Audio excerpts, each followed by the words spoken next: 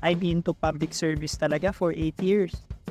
Kasi nga, di ba, first work ko, government kaagad. And yung napasukan kong agency, which is Department of Finance, is a very prestigious organization.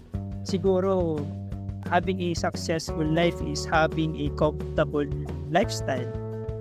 Having a comfortable lifestyle for me, meaning I should have my own time freedom, financial freedom, location freedom, meaning to say, I get to do the things that I want to do in my own way.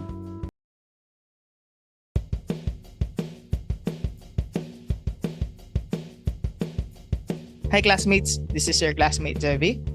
Welcome to Level Up with Jevi, the podcast designed just for you. If you're a busy professional who wants to live a better, more balanced life, you're in the right place. Here, we talk about simple and effective ways to improve your health, find peace of mind, and build meaningful connections, all without adding stress to your day. Each episode is packed with easy-to-follow tips that fit into your schedule, helping you make small changes that lead to big results. Whether you're looking to boost your energy, manage your time better, or live more sustainably, we've got you covered. Join us on this journey to becoming the best version of yourself. It's time to take control of your life, one step at a time, and truly level up. Live to level up, be a student at a follower, be a good asker. Yon, good evening, Brother Jom. So, kamusta? Hello, good evening. So, ayun yung intro natin. So, kamusta naman so far? Kinakabahan ka ba? Well, I'm excited, no, kasi nga, we will talk about fitness, no, about finance. So, I'm happy, no, I will be happy to share my insights, no. Thank you. At thank you din sa pag-oo na mag-guest dito. Kasi originally, in-invite talaga kita with the idea in mind, with wealth of knowledge ka in terms of financial literacy. Kasi ikaw yung insurance agent ko and ikaw yung pinakaunang insurance agent ko. And since you are also in the physical fitness industry, actually part ka dun sa reason bakit nag-workout din ako ngayon eh. Nice. I'm really curious, no? Before ka naging insurance agent, before ka napunta into fitness, kasi ito yung identity mo ngayon bilang Jom, din. Correct. Pero ano yung life story mo before ka naging insurance agent, before ka naging sobrang into fitness? Can you share your life story? Level up. Alright. So, thank you now for your wonderful introduction and also do sa question. So, basically, unahin ko muna yung sa why did I join group or why did I become a licensed financial advisor, no? So, since pandemic kasi, ayun nga, I originally work at a government agency and parang hindi pa ganun ka-heavy yung mga workload. And na-open kasi yung mind ko noon sa having a part-time job, no, or side hustle. Kasi why not, 'di ba? So, yung additional source of income din yun. So, lalo na sa panahon noon until now, 'di ba? It's very practical to have a side income. So, ako, having an entrepreneurial mindset, no, I tried.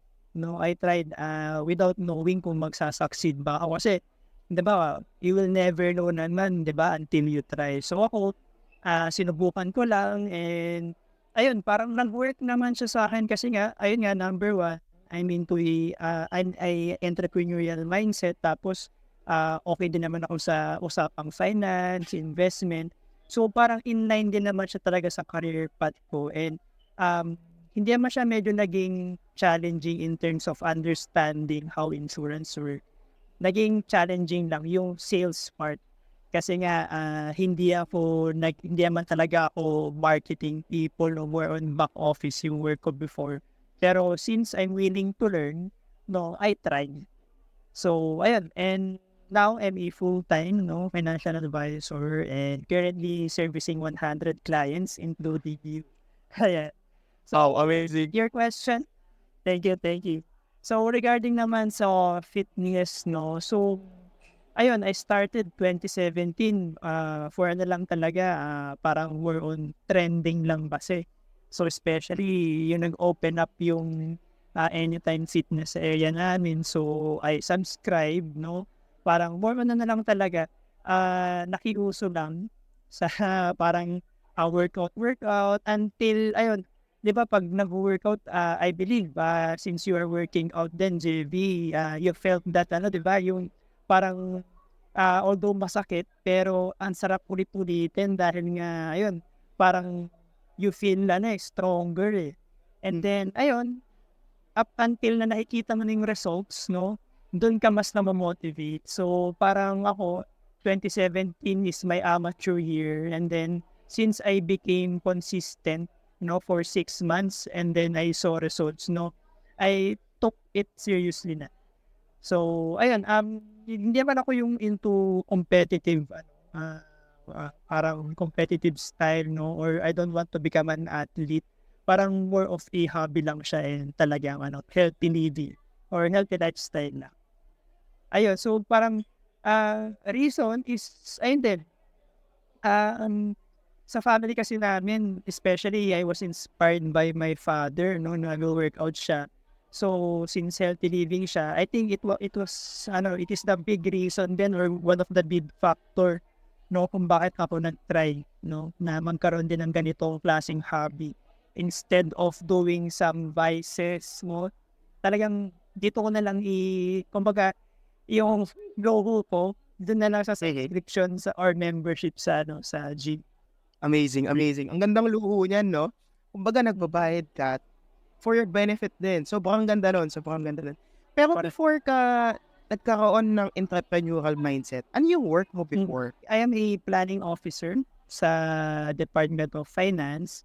So, siya yung head agency ng mga tulad nabanggit mo, Commission on Audit, Bureau of Internal Revenue, ah, Bureau of Customs, tapos yung mga Bureau of Local Government Finance. So, siya yung pinaka-head agency. And I'm directly working dun sa planning department where I help the department in conducting project management, no, creating policies, no. So more on policy making and project management yung ginagawa ko as a planning officer. So I worked there for almost 8 years. Ano, ay, Tagal. ang tagal talaga. So parang alam mo yun, passion ko talaga yung public service. No, no, so ayun siya, yun yung work ko before. If yun yung work mo before, nabanggit mo kanina na pumasok ka into insurance as a side hustle kasi nag-pandemic, kailangan mong magkaroon ng side hustle. And then you appreciated, nakwento mo before na appreciate mo yung work from home na setup. What sparked your decision to level up na finally yung side hustle na to, gagawin ko ng full time, magka-resign na ako dun sa work ko na to? Okay. So, good question, no? Kasi actually, yan talaga yung isa sa mga life-changing moment, no? Kasi, di ba, nabanggit ko kanina, I've been to public service talaga for 8 years, no? Kasi nga, di ba, first work ko, government kaagad. And yung napasukan kong agency, which is Department of Finance, is a very prestigious organization. So, pag nababanggit yung Department of Finance, wow, dyan ka pala nag-work, no? So, sobrang galing mo talaga. So, ngayon, ano yung nag-spark naman sa akin? Kasi nga, no, actually, even before ako magkaroon ng passion of public service, no, even college, no, I want to do business talaga.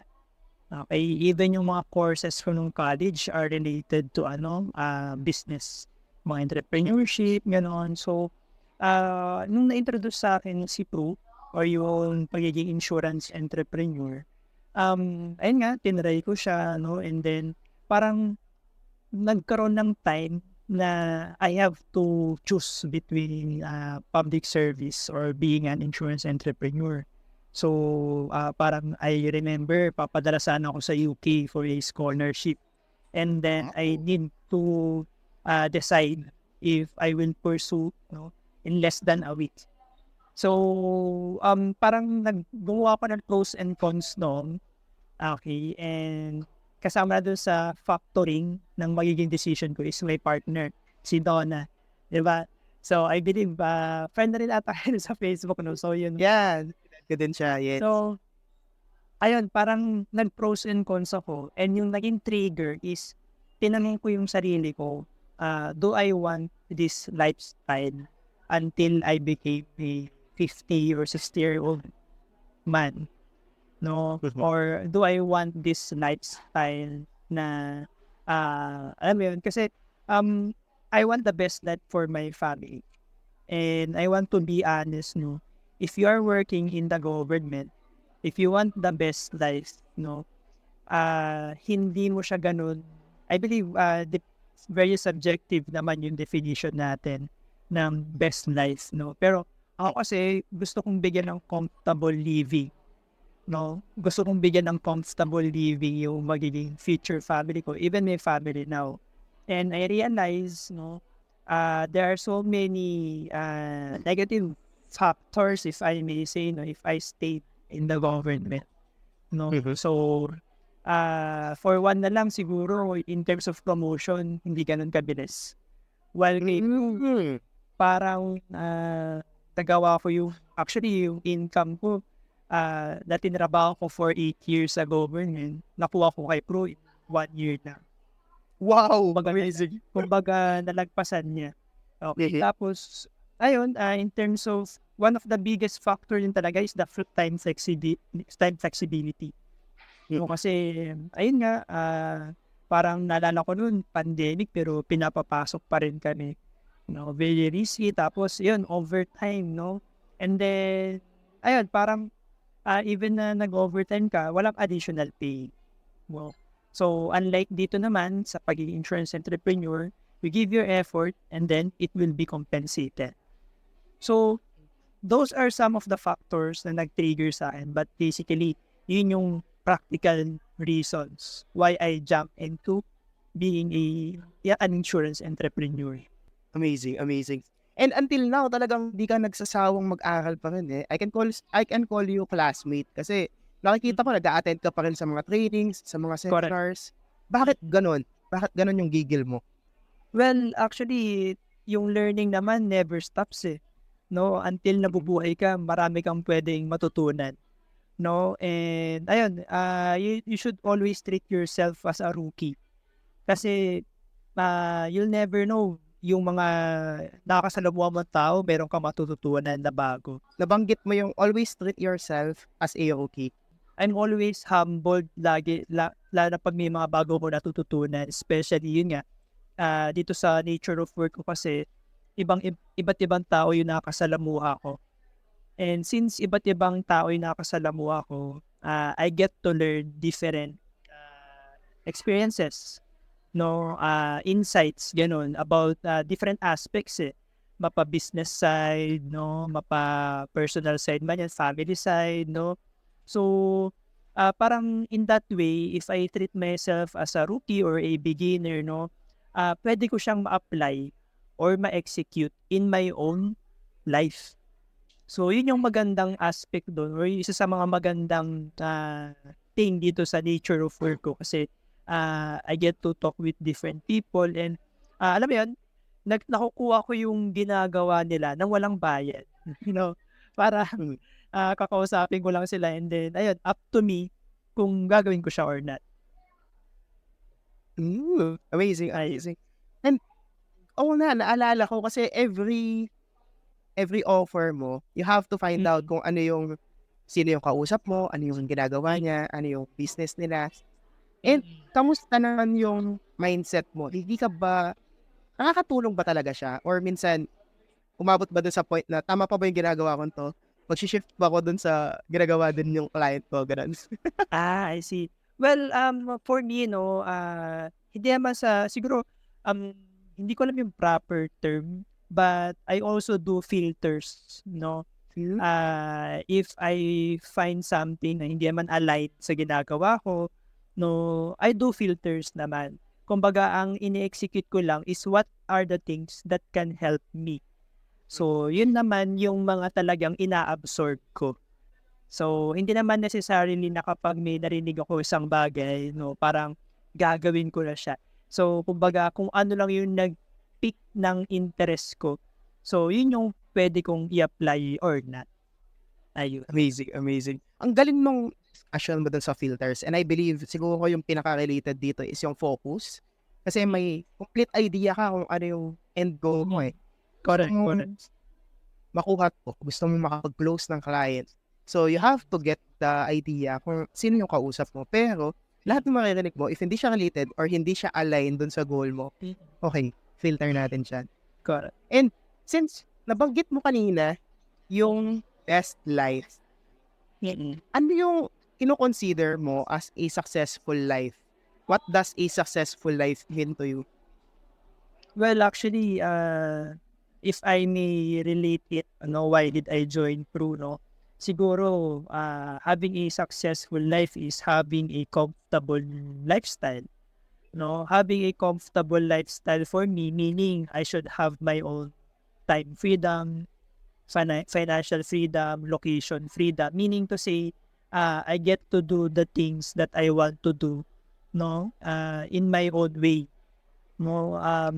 Yun din yung reason kung bakit ayoko na maging employee, no?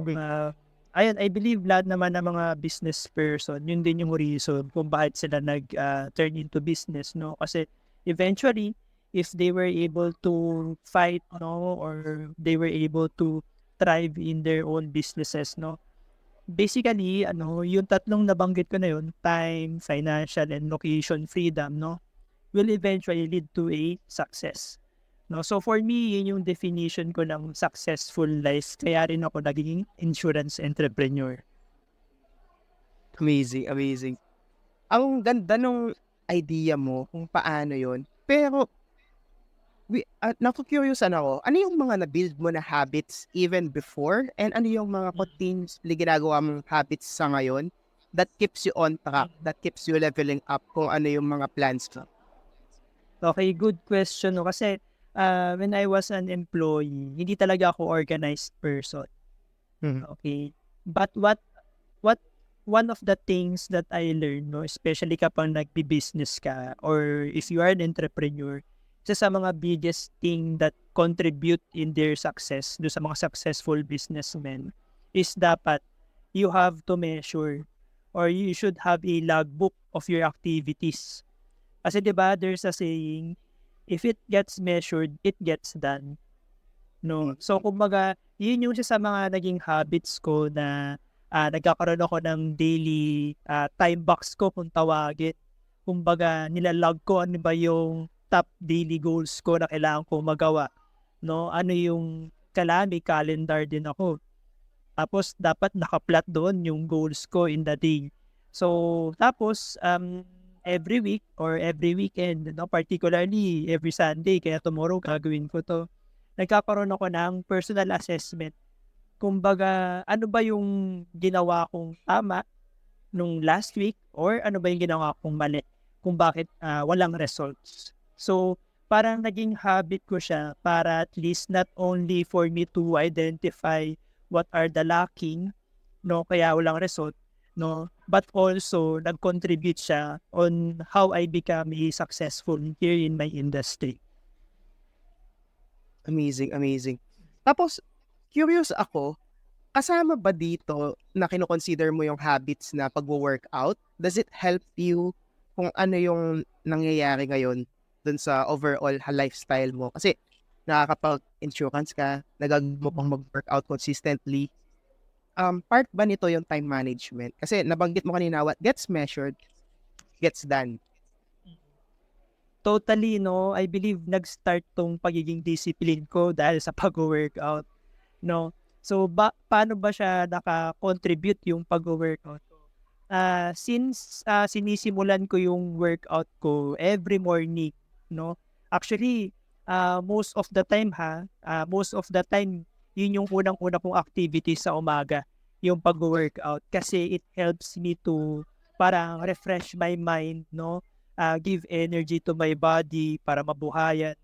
So parang since I do this, no, parang uniformly every day, every week. Parang it helps me to become disciplined not only in working out but also in doing my other activities. No, kasi nga, yun nga, siya yung parang nagbo-boost sa akin every day, no. And parang hindi ko siya nagawa, parang may mali. So, parang ganun. parang mood setter talaga siya, no? It set up Oo, na makapag-work ka. Okay. So, okay, correct. game na. Ganun. And then, Correct. nabanggit mo kanina yung challenges mo dun sa sales. And right now, do you still consider it as a challenge? What are biggest challenges and paano mo sila na-overcome? Well, I believe, no, yung challenges ko before, hindi na siya, yung kumbaga yung gravity, hindi na siya ganun kalaking challenge for, pero I would say na challenge pa rin siya.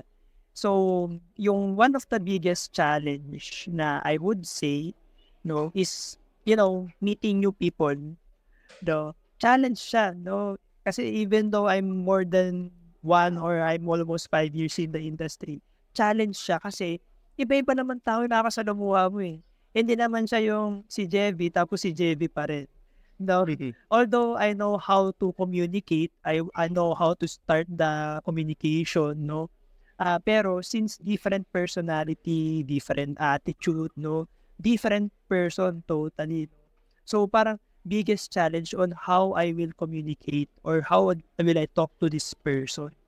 So yun yung challenge ever since, no? Pero because I know I attended trainings, I'm attending trainings, and because I meet people na, no, in several times, no, many times, no, parang somehow challenging siya, pero comfortable na rin ako because it is somehow helping me to grow as a person.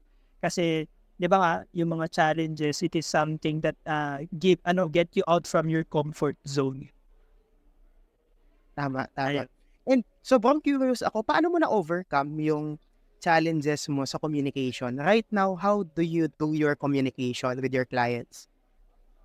Actually, nag-start siya by attending trainings lang eh. Very basic, no? Pero ito yung na-overlook ng mga tao. Especially yung mga nagsisimula pa lang. No? So, actually, in general naman yan eh. Parang, kunwari, sa office, di ba? So, kung gagawa natin ng analogy, for example, sa office, so, bagong pasok ang employee, syempre, hindi mo alam yung gagawin mo. So, anong unang pinapagawa sa'yo ng boss mo or ng HR? Di ba, papa-attend din ka rin ng orientation and many trainings para magkaroon ka ng confidence sa ginagawa mo. So much like lang dito sa industry namin, umattend ka lang ng trainings and actually, ang kagandahan nga dito sa amin, lahat ng trainings, no, free lang. So it's up to you kung attendan siya or hindi. So yun na yung ginawa ko. To become successful here in the industry, I know that I should put in the work, no? Kasi kung yun nga, gusto ko mag-successful pero I will not do the process, no? Especially the process of training or learning how to do things, no? So, hindi ko magiging confident or hindi ko ma-overcome yung mga challenges, no? Especially in communication. And ang kagandahan nga dito sa amin, yung mga trainings namin, yung mga top performers sa amin always share their best practices, no? So, I get to learn how to, for example, with a multi-millionaire, no, individual. So, paano nila in-start yung conversation? So, since shinare nila, so pagdating naman sa time na may prospect na akong ganun, no, or may makausap na akong ganun lang din yung i-execute ko. So, parang ganun lang. Basically, you just have to learn and to execute. Kasi kung hindi mo na-execute, wala rin. Tama, tama. Regardless gaano karami yung mga kinonsume mo na trainings, orientations, webinars, if walang execution, wala rin. And Correct. paano mo i-explain yung process ng execution mo as of now in terms of communication? Ako kasi, once marinig ko or once matutunan ko, ini-execute ko kagad siya. And by communicating means, I have to meet clients. No? So, for example, tomorrow, no? So, kanina may natutunan akong bago. So, may naset din naman ako kagad na client meeting for tomorrow. So, basically, I will apply the learnings, no, do sa client meeting ko tomorrow, and I hope, no, it will lead into a closed sale. Galing, ang galing. Ang galing ng mindset na nagsiset ka pa lang ng meetings, so nakausap mo yung client, ang goal talaga is magkaroon na siya, convert na siya agad. And paano mo siya mako-convert? Let's say, bago ako, first time ako nakausap ulit. How Okay. did you lead the communication? Kasi it starts with the communication part. And somehow in the middle or towards the end, kailangan mo magbigay ng lead-in CTA, di ba? Yung call to action Oo, na, okay, I will be telling you na this is serious stuff and I will be correct. offering kung ano yung terms after. How would you structure your or anong pangalan nito? Yung client meeting mo? Okay. So, initially, no, i-break ko muna yung ice between us. Ano, syempre, especially if you are a cold market, meaning a total stranger, syempre, you have to be comfortable with me muna. Okay, so, syempre, tulad ng nagawa natin before, alamin ko, what do you do? No, so are you an employee or do you have a business? No, and then we will talk such. No, we will share our own experiences. No, after that, I will go down na dun sa business proper. No, syempre, I will set the tone na, yun nga, I'll just share with you our programs. No, usually I meet my clients once or twice before they make a decision. Okay, so, and then, ayun, after saying that, I will say na, ayun nga, sabi ko yung objective, no? Sabi ko, JV, so nabanggit ko nga sa'yo na mag-share ako. And dito sa session natin, we will determine if you can be one of our valued clients. And I can be your trusted financial advisor. Okay? So, yun, sasabihin ko lang para at least talagang maset sa isip niya, okay, dito sa session na yon pag-uusapan. Okay? Meaning, no? Anong meaning na ikaw yung magiging valid client namin? Meaning, makikita mo na valuable sa'yo yung papakita kong proposal or program. Okay? So, meaning din nun, no? Kapag nakita mong comfortable or beneficial sa'yo, no? Ibig sabihin nun, we can do business together. Okay? And I can be your trusted FA. Ayan. So, syempre, pag nalaman mo naman yun, sabihin ko, so, is that fair, JV? No? So, normally, yes, no? And, ayun, sineset ko lang din yung expectation. Okay, sabihin ko, JV, no? You will probably say 3 things. Number 1, you can say yes. Okay, meaning, nagustuhan mo, okay sa'yo yung pinakita mong proposal and willing ka to go. Okay? And number 2, no, you can say no. No?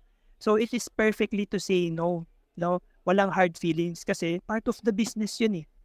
Okay? Part of the business yun. And number 3, Devi, no, even if I don't want you to say this, no, you will probably say, I will think about it. No? And as much as I don't want you to say this because saying I need to think about it is like saying no, but you don't want to hurt my feelings, no? Kaya in this session, Jevi, no, I will do my best. No, I will do my best to discuss or explain to you my proposal. No, I will answer all your queries or concerns. But at the end of our session, you will just tell me yes or no. Is that good, Jevi? Yes. So, Panalo? diba? So, that's how I do business, no? I have to set the frame, no? Or I would need to set the expectation, no? Para at least si client and ako, hindi masayang yung oras namin parehas. Ayan. Amazing, amazing. And iba yung treatment, di ba? Kapag cold market and warm market. Ano yung Correct. pinakamalaking difference nila? Well, pinakamalaking difference, pag warm market, hindi mo na kailangan Actually, case-to-case basis pala. Pero most of the time kasi, kapag warm market, sila yung hindi mo na kailangang, parang, hindi mo na kailangan maging formal with them. No? Kumbaga, pwede mo na silang budulin ka agad eh. No, so to speak, di ba? Parang, wag ka nang magpapilit, wag ka nang magpa-present. No? Kailangan mo to. Parang ganun eh. O sige, sign na ako dyan. Pag mga cold naman, syempre, you have to act professional most of the time. No, pero may mga cold market din, basta may pera, no, willing na sila kagad to sign. No? May mga ganon, case-to-case basis. No? Pero most of the time talaga, ang big difference nila is that kapag cold market, no, you should give your best shot. No? Start from the very beginning. Amazing, amazing.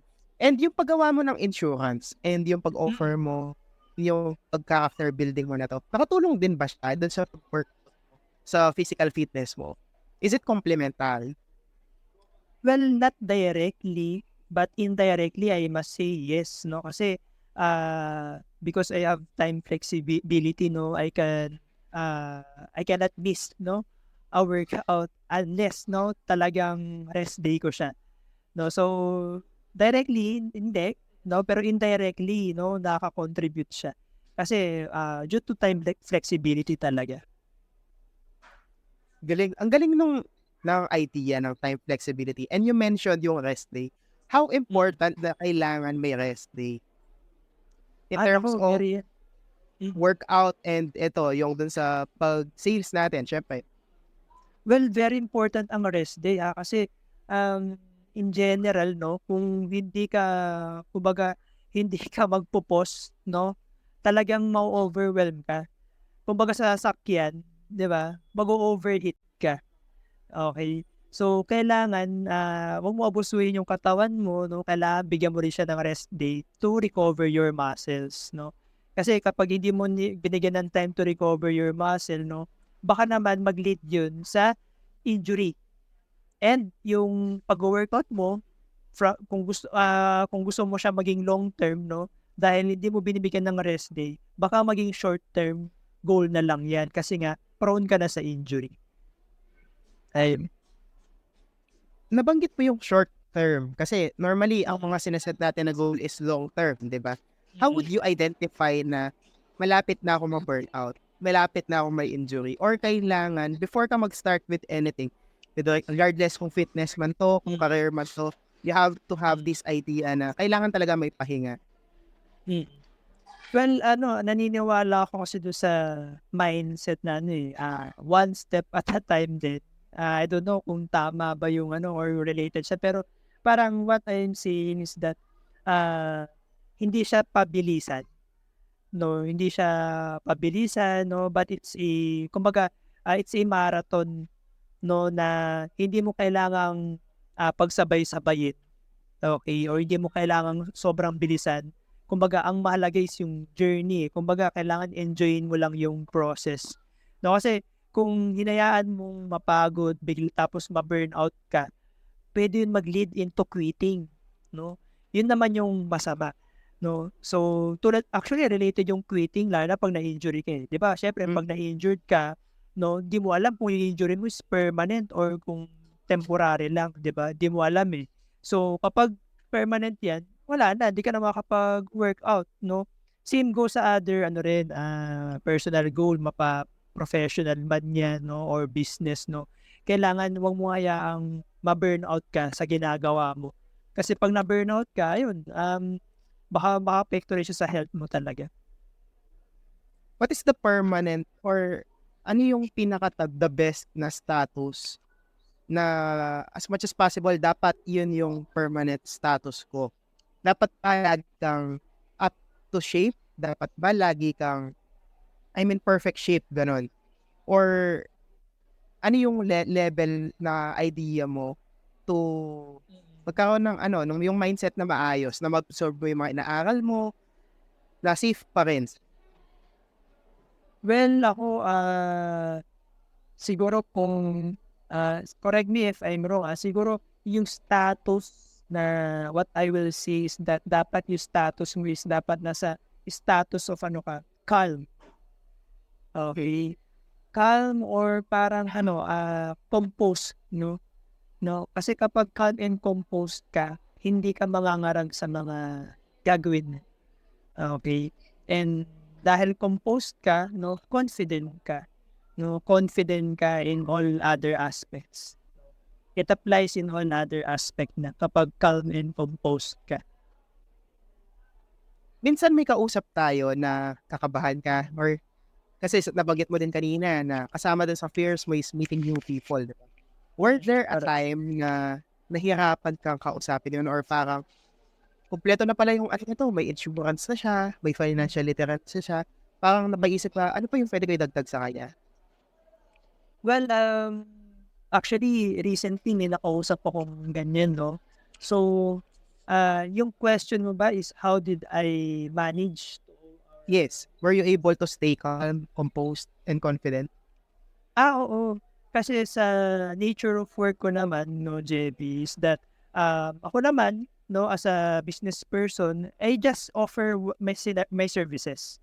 No, I will just share na I'm a insurance entrepreneur. I have financial services that might help you, that you might want to consider adding to your financial portfolio. So if you need one, no, I'm just here, just reach out to me, no, and I will be glad to assist you. So nakita mo yun, no pressure, no, I'm just calm sharing my services. Ganun lang, no. So it's up to him or her kung she will avail one. If not, then life goes on. Ganun lang. Amazing, amazing. So, ang ano to, how you deal with your rejections, 'di ba? And how do you deal with your rejections nga ba? Well, before sobrang malala, no, para well, I believe lahat naman dumadaan lalo na 'pag lalo kung business person ka, no. 'Pag nagsisimula ka, it will be very hard lalo na kung family or relatives mo pa yung nag-reject sa'yo. Pero one thing I learned, especially sa business side, no, you have to move on, eh. No, you have to move on quickly kasi 'pag pag nag-dwell ka dun ng very long, no, di mo namamalayan, hindi ka na pala productive, wala ka nang nagawa sa isang araw, and eventually, no, maapektuhan yung business mo. Not unlike, yun nga, acknowledge mo lang yung feelings mo na na-reject ka, pero make sure na very short period lang yung pag-dwell mo doon. No, wag mo hayaang umabot ng isang araw. Okay. Ayun. Galing, ang galing. Tapos, nabanggit mo kanina na kailangan lagi kang may natututunan, lagi kang may ginagawang bago. How do you measure your growth and success? And paano mo celebrate yung mga small wins mo na, okay, nakalinks ko yung client ko, gano'n. Well, how do I measure my growth, no? And thankfully kay Pro naman, meron naman kaming parang parameters, no? So may mga incentives, may mga achievements din. And basically may tracker ako. Kumbaga, for example, in terms of my sales or production, meron naman akong tracker nun. Meron akong, kumbaga, meron akong Excel file where I can see na last year pala ito lang production ko. No, I need to do better this year. No, so parang ganun. Meron akong tracker, and basically si company din, may tracker din siya, no? In terms of number of client appointments, no, in terms of closed sales, no, meron din naman siyang binibigay sa amin. And how do I celebrate my small wins, no? Ayun, minsan ititreat ko yung kami ni Donna, no, papain sa labas. Minsan, no, I treat myself with a vacation. Baga ganun. No? So, parang spoiled din in terms of financially, and minsan din in terms of time, no? And in terms of time naman, I get to do it anytime that I want, eh. So, more on kasi ako, more on hindi naman sa pero I'm more on spending, I get to, parang material, yung love language ko is about giving. No, so kunwari kung magkakaroon ako ng small win, no, I will treat my family or Donna no, for a dinner, no, for a snack, no, ganun. I spend time with them. Galing, ang galing. Sa mga wala pang masyadong idea sa ProLife and sa parameters nyo and trackers, ano yung pinaka-importanting point na kailangan meron yung isang tracker? Let's say ako, gagawa ko ng tracker ko ngayon sa Excel. Ano yung mga dapat meron siya? Well, unang-una, for example, in my nature of work, kailangan meron kang tracker kung ilan yung tao na mi-meet mo. Okay, sa isang araw or isang linggo. So, kasi pag meron kang tracker na ganun, kapag mag-a-assess ka sa weekend, for example, ako ginagawa ko yun. Sabihin mo, naku, ba't kaya wala akong closed sale last week? Syempre, dahil may tracker ka ng mga minimit mong tao, pag nakita mo, kasi pala, wala akong na-meet na tao, kaya wala akong closed sale. No? So, minsan ganun kadali, di ba? Pero for example, ito naman, 10 people ang na-meet ko last week. Pero 5 out of 10 lang yung na-close ko. Okay? So, yun yung previous week. Ngayon naman, no, na-close ko 10 out of 20 people na close ko, no? So, after 2 weeks of assessing, titingnan mo, ito pala yung closing ratio ko, 50%. No? So, meaning, kapag may na-meet pala akong 4 people, no, kailangan, ang possible na closing ratio ko dun, 2 people. No, kasi yung closing ratio ko for the past 2 weeks ay 50%. So, parang gano'n, mga tracker, no? Parang it helps you to keep you going, no? And then it helps you with your performance din, no? So, kumbaga, nasiset, no? Nasiset yung goals mo, nagiging specific, catered. Dapat ba time bound din ito? Or ano yung quota mo? May sariling quota ka ba per week, per day? Tapos, ano yung ideal ratio para sa'yo? Well, for me, ideal ratio is 100%, di ba? Sino bang hindi, di ba? Siyempre. So, pag 100%, talagang lagi kang may closing. Pero for me, kung bibigyan natin ng room for error, siguro percent closing ratio. And in terms of target, no, ang kagandahan kasi kay Pro, unlimited income potential. Meaning to say, the more clients that you have, no, the more income that you will get. So, although may quota kami per quarter and per year, no, kami naman, hindi kami quota-quota lang. Talagang ini-exceed pa namin yung set na quota. Nabanggit mo yung room for error. Bakit kailangan i-consider yung room for error? Is it for growth? Is it for pagiging mabait sa sarili or what? Well, siguro safe, no? Both, no, pagiging mabait sa sarili, no? And then, of course, room for growth. Kasi we are not perfect naman eh. There will be always rejection. There will always be failure. But, paano ko nasabi na 80%? Kasi, JV, based yun sa performance ko. So, 80% kasi ang closing ratio. So, yun yung parang nagsiset sa akin ngayon na 80% ang closing ratio ko, meaning to say, no, kapag nag-meet pala ako ng 10 people next week ulit, may mako-close akong 8 people doon. And, ayun, since 80% ang closing ratio ko ngayon, kailangan ko pang mag-improve, no, as an insurance entrepreneur. Amazing, amazing. And in terms of fitness goals naman, dun sa pag-workout, yan, ako, ngayon, nag-convert ako from going to gym sa home workouts. Ang ginagawa ko is nagpo-push up ako. And recently, ang ginagawa ko is I'm adding ng 5 push-ups every other day. And right now, nasa 165 push-ups na ako every other day. So, ayun, by Monday niyan, magwa 170 yun. Ano yung mga measurement ng growth and success? In terms of fitness? Yes. Okay. So, measure of growth and success, no? In terms of success, again, very subjective yan.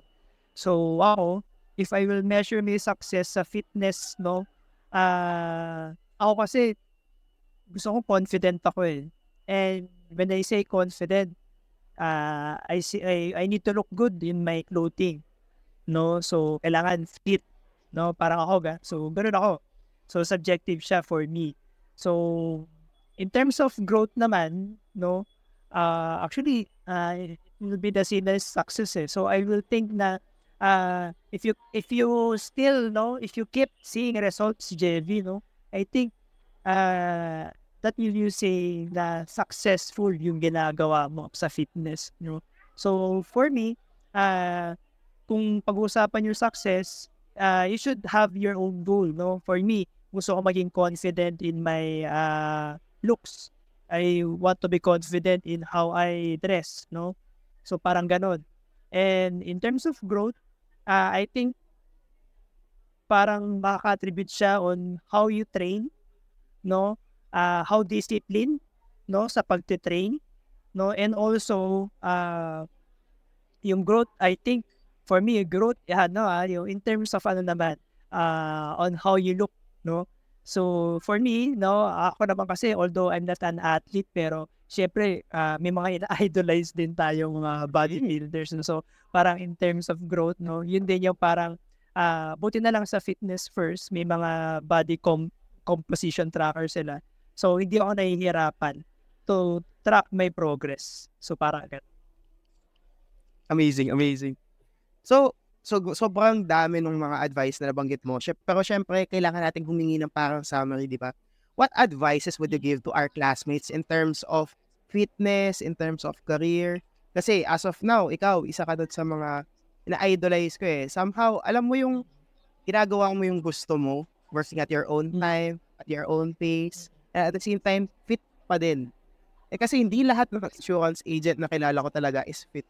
Kaya isa ka dun sa mga yun, di ba? So, ano yung mga advice na Thank you, thank ibibigay you. mo sa aming mga classmates mo?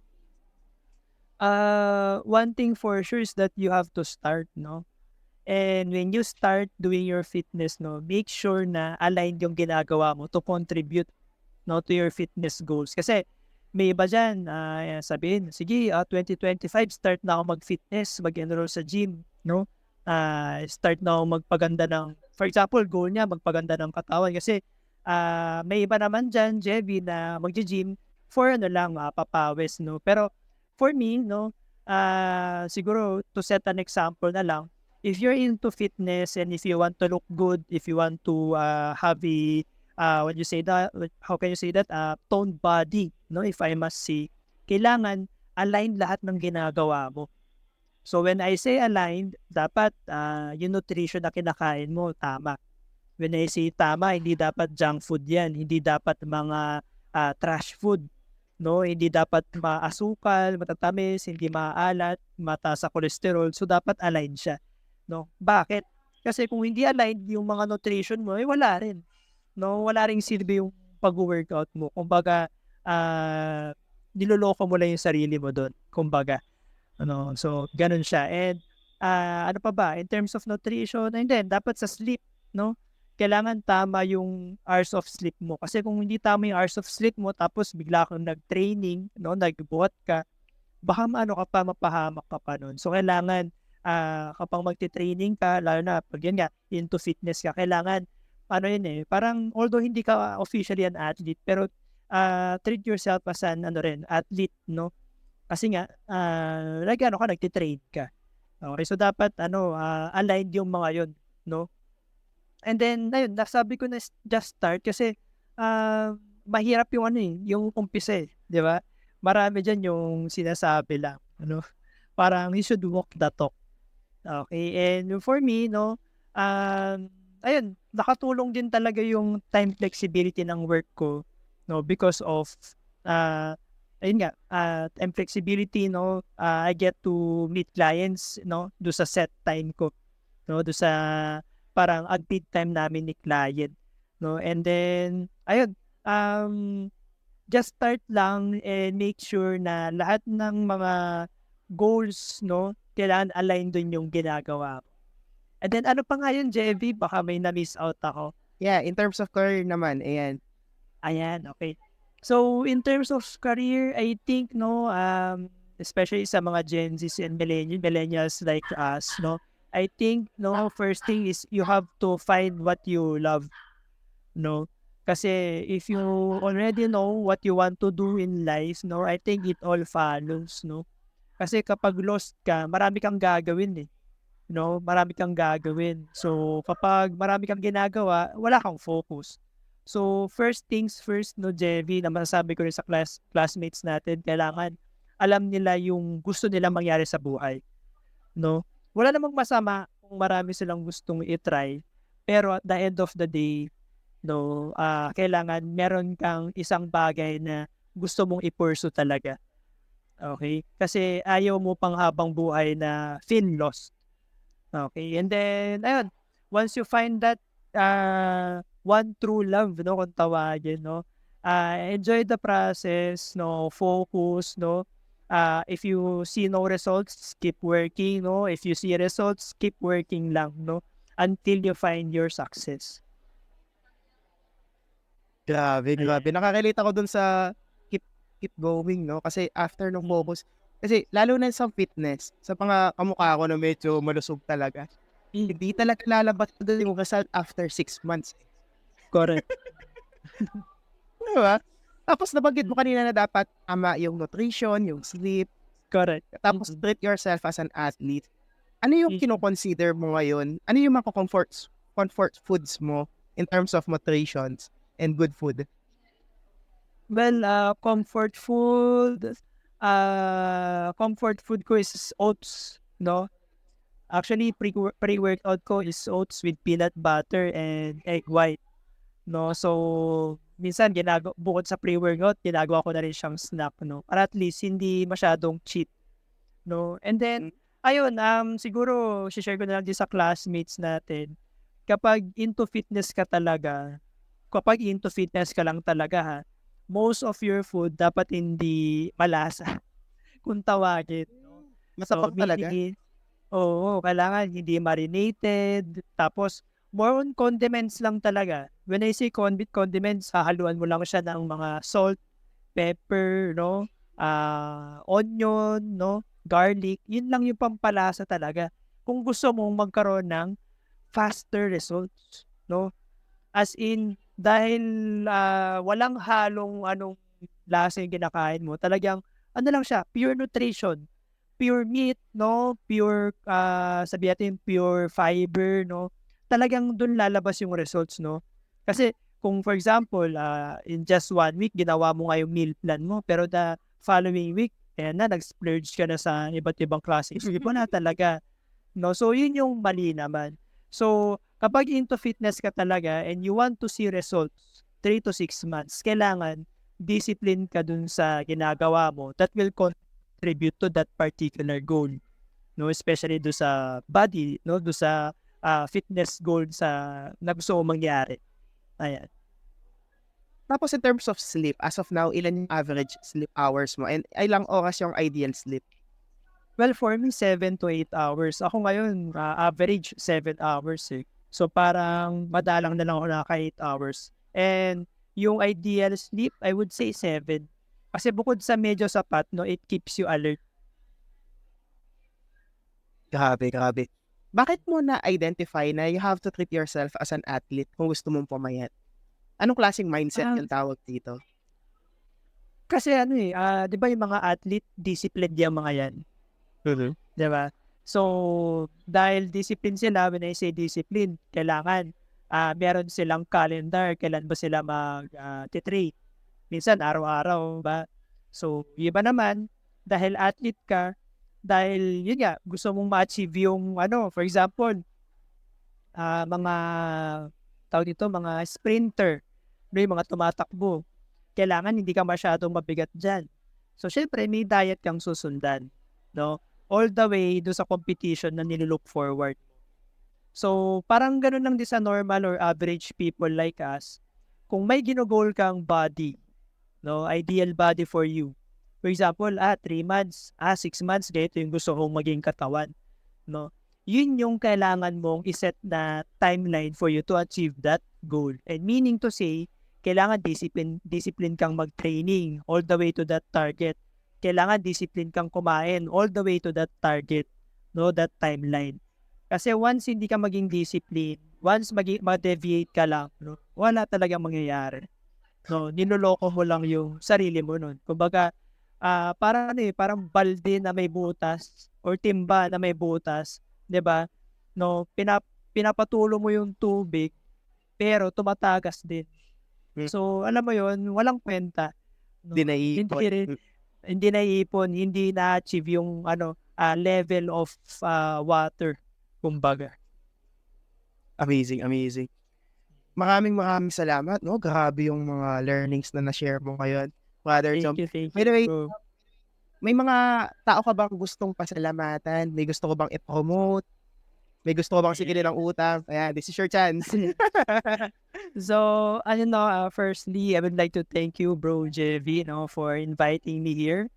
No, it's a very refreshing experience, to share my insights, my experiences, and pieces of advice, lalo na sa mga classmates, And I'm very grateful, to share that kind of experiences, na I hope makatulong din sa journey nila, And then, ayun, I'd like to promote lang my business here in ProLife UK, so if you're still looking for additional insurance coverage or additional investment, just hit me up on my Facebook account, no? You can search Jom Lopez, no? Jom and Lopez, no? So, just find me there, no? Kung makita yung mutual friend kami ni Jevy, no? That's it, no? That's me.